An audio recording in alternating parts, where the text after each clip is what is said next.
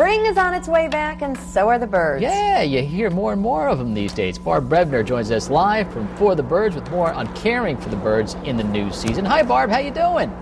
Great. How are you doing? Real good. So what should we be doing at this time of the year to help the birds? Well, there's one really easy thing you can do, because it gets really dirty around the feeders. Every time you get a snowfall, more and more of the seed shells fall into the feeder.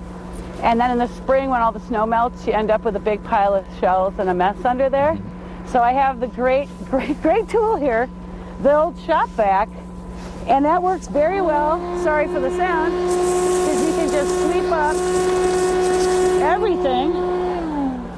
everything that makes a mess under the feeder. And you want to get that clean, because as it gets wet and soupy in there, it can form lots of bacteria. So it harbors a lot, and that can be very, very bad for the birds. So get everything all cleaned up under the feeder. On a nice day when the snow's a little soft, just go out and vacuum it all up. Makes it work pretty well. And what else should we be doing at this time? Barb, I noticed that I hear a lot more birds even when I'm on the weather deck in the last month or so. Yeah. What food should we be putting out for them right now? Well, actually, a lot of the food in the wild is gone because they've eaten it all up over the winter. Anything that's been above the snow and visible for them to find. So keep your sunflower seed out, Niger seed for the finches, a little bit of suet for the woodpeckers and the brown creepers. Some people have been seeing and hearing a lot of brown creepers, excuse me, right now. And so we'll talk in the next segment about what's coming back right now and how far along birds are on the way. But you just kind of want to get some regular food out there to keep them going. I have a surprise question for you. The bird houses that they sell at the craft stores, the wooden ones that you can decorate, are they for decorative purposes only, or can you actually put those out for birds to use?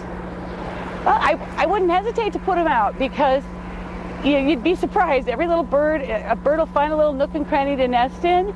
And so I think that as long as you put it in a good spot for them, hang it up. Those kind of birdhouses, because they're usually pretty small, I recommend to people to hang it between your shoulder and the top of your head.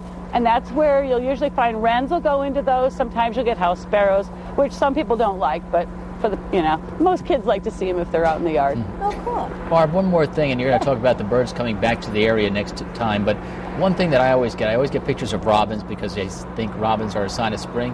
Do some robins stay around here all year these days, or am I wrong about that?